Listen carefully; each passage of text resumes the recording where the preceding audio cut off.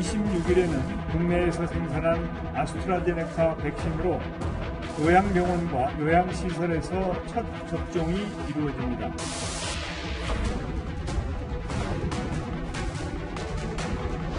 솔선수범이 필요한 상황이 된다면 저는 그것도 피하지 않겠습니다.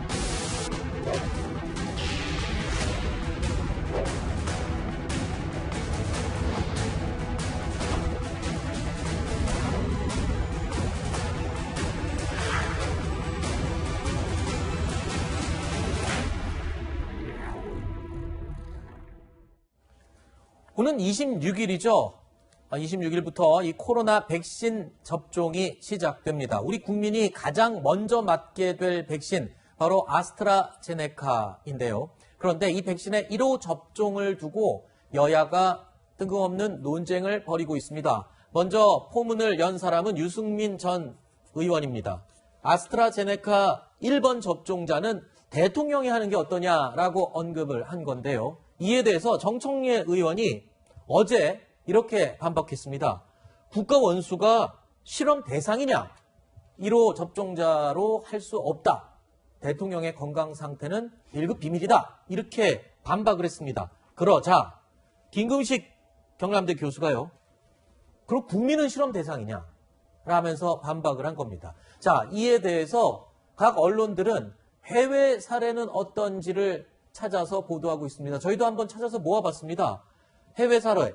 제일 대표적으로 조 바이든 미국 대통령, 당시에 당선 직후에 당선자 신분으로 이 모더나 백신을 언론이 모두 참관하는 가운데 이 솔선수범 접종을 했던 장면 기억하시죠? 그 이외에도 이스라엘 총리는요, 화이자 백신을 이스라엘에서 1호 접종자로 자처했고요. 남아공 대통령도 역시 얀센 백신을 1호 접종자로 자처했습니다.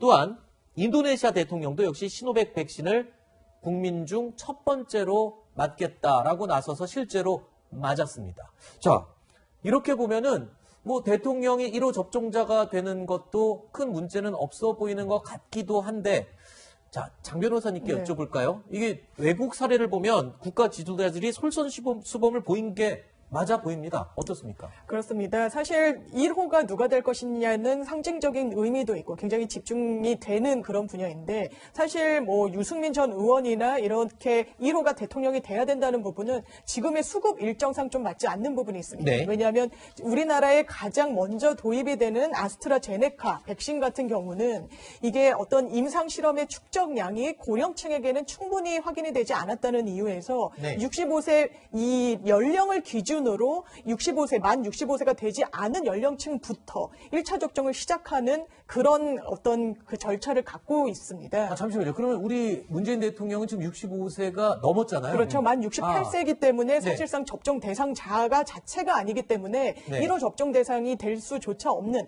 그런 상황이라서 이게 정치 공세에 지나지 않는다라는 비판도 나오는 것 같습니다. 일단 뭐 보건복지부나 질병관리청에서 전 국민 접종 기준으로 명확하게 발표를 했는데, 거기서는 아스트라제네카는 아직 임상이 완전히 끝난 게 아니기 때문에 65세 이상은 접종을 하지 않겠다고 발표를 하긴 했죠.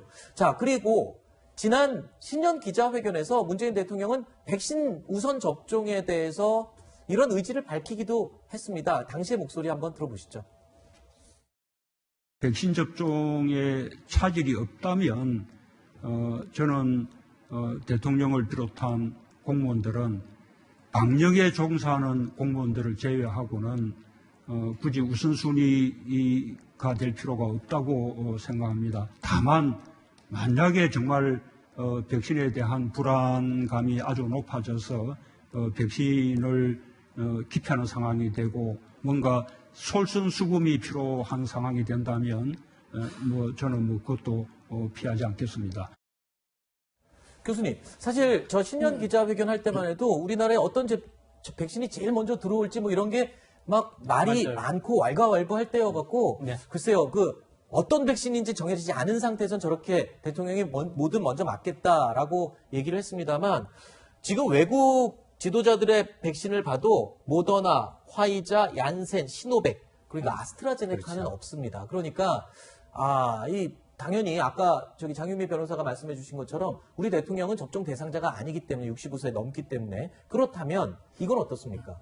다른 안전함이 확인된 이제 곧 들어올 화이자 같은 경우 그런 것은 국가 원수로서 1호 접종자를 자처할 수는 있지 않을까 싶기도 합니다. 그러면은 그 특혜라는 또 논란이 없을 수가 없죠. 그렇군요. 사실은 지금 이건 수급의 문제고 이러지도 저러지도 못할 수가 수급의 있겠군요. 문제고 선택권이 제약됐다라는 문제고 그건 본질적으로 귀결되는 거는 미리미리 다양하게 대비를 못했다라고 하는 걸 귀결되는 거거든요. 그래서 이런 것들 피하기 위해서 지금 청와대에서는 일체 얘기를 안 하고 소위 그 친문 진영의 그 스피커인 뭐 정청래 의원이 막 얘기를 하는데 이러면서 또 65세라서 안 된다라고 하면 큰 문제가 없었어요. 네. 문제는 국가 원수 모독이냐, 뭐 실험 대상이냐 이러니까 완전히 엉클어져 버린 거예요. 네. 그러니까 이런 부분들이 접근법이 달라지는 이유는 본질적으로 현 정부가 너무 준비에 태만했다라고 하는 걸 반증으로 보여준다는 거죠.